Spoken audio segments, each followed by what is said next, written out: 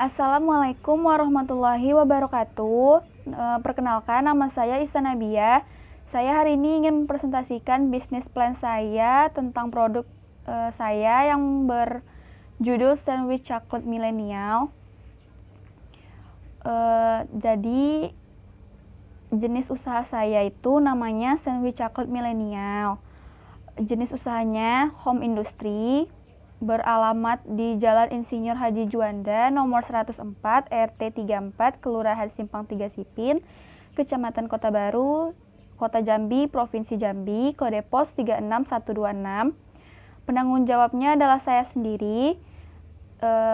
Kontak person saya ada di isanabia01@gmail.com serta nomor telepon saya di 082375448710. Kita pindah ke slide selanjutnya. Ada deskripsi usaha. Yang pertama itu ada keunikan dan keunggulan. Jadi keunikan dan keunggulan dari kegiatan usaha yang akan saya lakukan ini adalah saya tidak membutuhkan tempat untuk berjualan, karena sistem yang saya pakai adalah berjualan melalui sosial media saya, sehingga orang-orang yang satu domisili dengan saya dapat memesannya dengan mengirim pesan, bisa melalui WhatsApp atau Instagram. Yang kedua ada untuk pengantaran produknya sendiri dapat menggunakan jasa GoSend, Grab. Untuk pembayarannya dapat melalui transfer ke nomor rekening atau menggunakan e-wallet seperti Dana, GoPay, ataupun OVO. Bila konsumen tidak memiliki nomor rekening atau e-wallet, pembayaran bisa melakukan dengan sistem COD atau cash on delivery, yaitu membayar langsung. Jadi saya sendiri yang akan mengantarkan pesanan tersebut ke alamat konsumen, atau bisa juga bertemu di tempat yang sudah sama-sama disepakati. Keunggulan dari sistem ini, para konsumen tidak perlu mengantri lama-lama di tempat berjualan, jadi cukup memesan melalui sosial media saya. Manfaat dari usaha ini bagi masyarakat yaitu mereka dapat merasakan inovasi baru dari sandwich yang umumnya berisi sayuran dan telur dadar. Apalagi buat para pecinta coklat, produk ini dapat dijadikan pilihan sebagai cemilan yang mengenyangkan karena bahan baku utamanya adalah roti tawar yang mengandung karbohidrat. Tidak hanya varian rasa coklat saja, saya juga berencana untuk menambahkan varian rasa lain seperti green tea dan strawberry agar yang tidak menyukai coklat dapat mencicipi rasa lain. Terakhir, untuk daya saing produk ini dan atau prospeknya di masa mendatang mungkin masih dalam tingkat yang rendah karena menurut saya di kota saya ini masih jarang yang menjual produk serupa.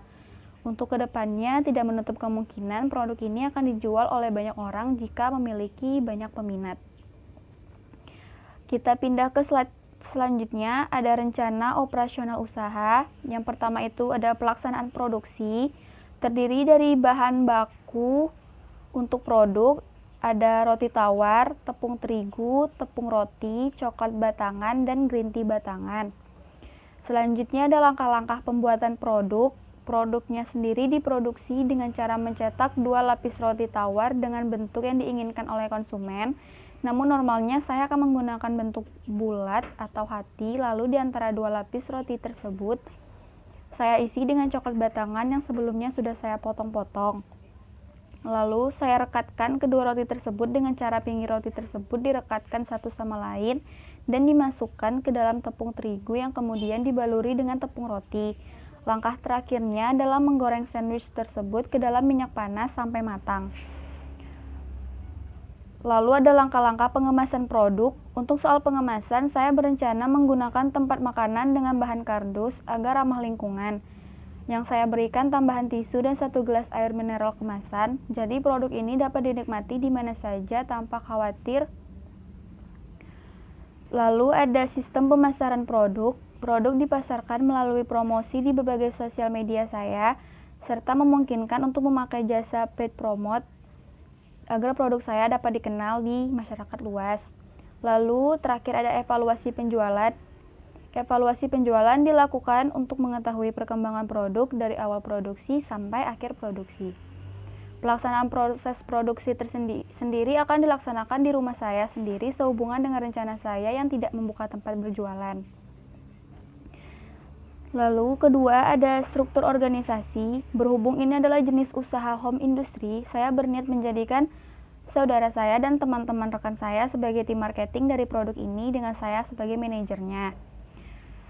Jadi manajernya terdiri atas saya sendiri, Sanabia, lalu di tim marketing ada Aulia Habibi Waskito, Zelika, Syakila, Hasminda, dan Nur Hikmatul Ilmi. Untuk alatnya cukup menggunakan alat-alat yang sudah tersedia di rumah seperti wajan penggorengan, wadah untuk meletakkan adonan tepung, dan wadah untuk produk pasca penggorengan. Lalu ada metode pengelolaan usaha. Metode pengelolaan usaha produk ini menggunakan sistem pre-order, di mana konsumen memesan terlebih dahulu baru akan dibuatkan sesuai jumlah pemesanan dari konsumen tersebut agar kualitas produk tetap terjaga. Kita pindah ke slide berikutnya, ada target usaha. Target utama pemasaran produk ini adalah para kalangan pecinta coklat. Produk ini mungkin juga bisa menarik minat bagi orang-orang yang hobi mencicipi makanan dengan inovasi baru dan berbeda dari yang biasanya. Bagi yang tidak menyukai rasa coklat, varian rasa lain juga tersedia agar mereka pun turut mencicipi produk ini. Lalu ada sistem pemasaran produk.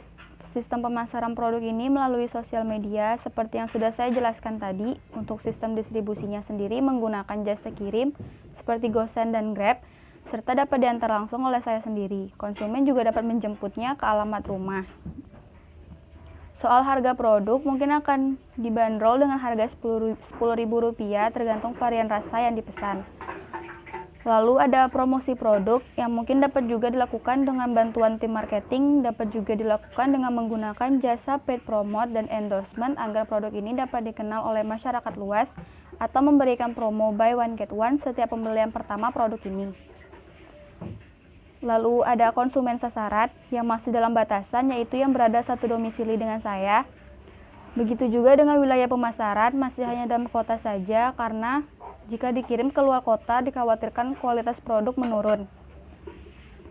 Kemudian ada pengembangan produk yang mungkin akan mengikuti kehendak konsumen, seperti ingin produknya dicetak dengan bentuk lain atau varian rasanya diganti dengan varian rasa lain. Pengembangan produk bisa juga dalam pengemasan seperti air mineral tadi diganti dengan susu kotak atau teh kotak sesuai permintaan konsumen dengan catatan penambahan harga. Lalu ada rata-rata penjualan produk.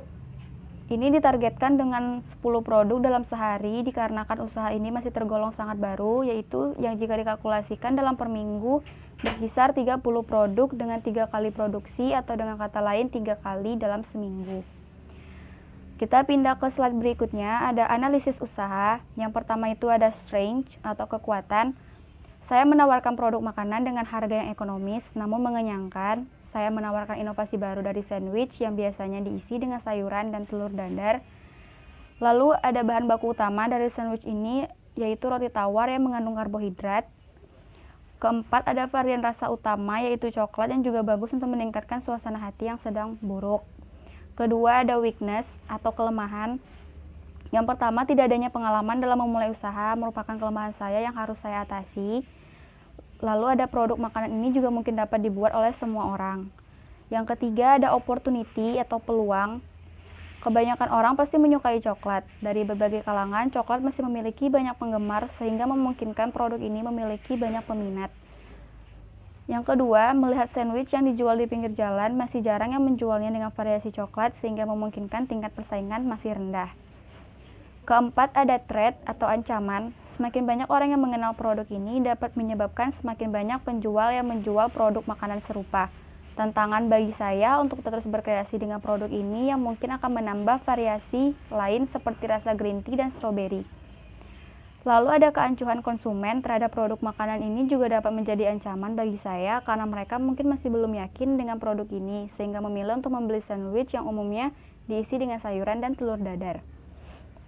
Kita pindah ke slide berikutnya, ada jadwal kegiatan. Yang pertama itu ada tahap persiapan dengan rincian pembelian alat dan bahan di minggu pertama, serta uji coba pembuatan produk juga di minggu pertama.